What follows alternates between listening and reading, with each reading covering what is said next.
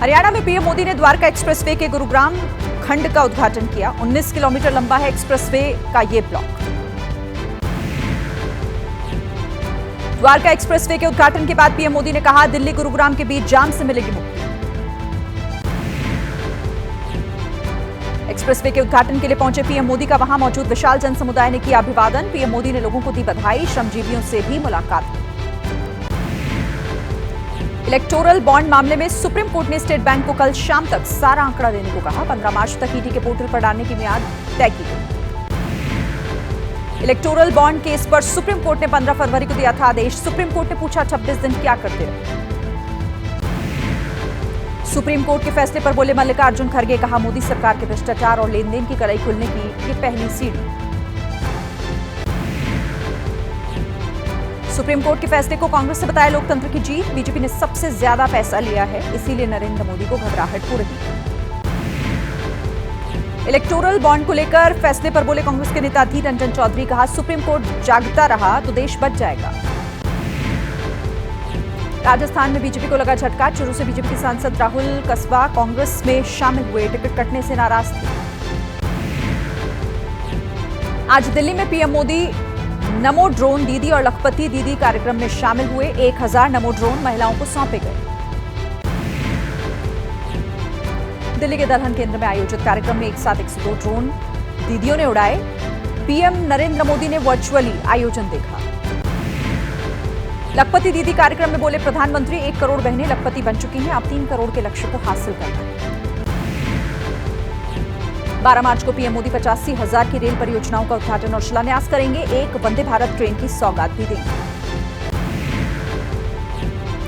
अशोक गहलोत का पीएम के गारंटी वाले बयान पर निशाना, कहा पीएम ने पेट्रोल डीजल सस्ता होने की गारंटी दी थी, अब तक क्यों नहीं। एसपी अध्यक्ष अखिलेश यादव का बीजेपी पर हमला, कहा यह संविधान बचाने का चुनाव होगा, झूठ बोलने वालों की विदाई करेगी ये जनता। चुनाव तारीखों के ऐलान से पहले दिल्ली के विज्ञान भवन में चुनाव आयोग की अहम बैठक। 2024 लोकसभा चुनाव की तैयारी को लेकर मंथन। दिल्ली में आज शाम 6 बजे होगी बीजेपी केंद्रीय चुनाव समिति की बैठक। सूत्रों के मुताबिक 150 सीटों पर आज तय किए जाएंगे उम्मीदवार।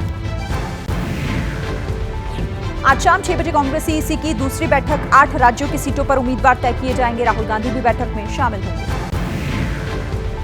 चुनाव लड़ने के सवाल पर बोले कमलनाथ, कहा छिंदवाड़ा नहीं छोड़ूंगा, कहा दीपक जोशी तो बीजेपी के थे। आम आदमी पार्टी के संयोजक अरविंद केजरीवाल ने मोहाली से चुनाव अभियान की शुरुआत की। नारा दिया, संसद में भी भगवंत मान, खुशहाल पंजाब की बढ़ेगी शान। पंजाब के सीएम भगवंत मान का आरोप, केंद्र सरकार ने हमारा करोड़ों रुपए रोक कर रखा है, केंद्र नहीं चाहता कि पंजाब के लोगों का भला हो। स्वामी प्रसाद मौर्य का बयान, कहा गठबंधन इस समय देश की जरूरत, हमारा मकसद है बीजेपी हटाओ देश बचाओ। केंद्रीय मंत्री गिरिराज सिंह को अपने ही संसदीय क्षेत्र बेगूसराय में विरोध झेलना पड़ा। बीजेपी कार्यकर्ताओं ने काले झंडे दिखाकर वापस जाओ के नारे लगाए। आरजेडी ने चिराग पासवान को महागठबंधन में आने का ऑफर दिया। विधायक मुकेश रोशन बोले, चिराग को फैसला लेना चाहिए, उचित सम्मान मिलेगा। बिहार के मुजफ्फरपुर में चिराग पासवान का बयान, कहा चिराग का गठबंधन सिर्फ और सिर्फ जनता के साथ। बिहार में मंत्रिमंडल विस्तार को लेकर आज दिल्ली में बीजेपी कोर ग्रुप की बैठक। 14 या 15 मार्च को हो सकता है विस्तार। बिहार की पूर्व सीएम राबड़ी देवी ने एमएलसी चुनाव के लिए किया नामांकन। नामांकन के बाद राबड़ी लालू ने किया जीत का दावा। पूर्व डिप्टी सीएम तेजस्वी यादव ने किया जीत का दावा, कहा बीजेपी लोकतंत्र की हत्या कर रही है। अवैध खनन मामले में लालू यादव के करीबी सुभाष यादव की कोर्ट में पेशी। 22 मार्च तक न्यायिक हिरासत में भेजा गया। किसान नेता सरवन सिंह पढ़ेर ने 6 राज्यों में किसानों के रेल रोको आंदोलन को बताया सफल। बैठक कर आगे की रणनीति पर तय करना।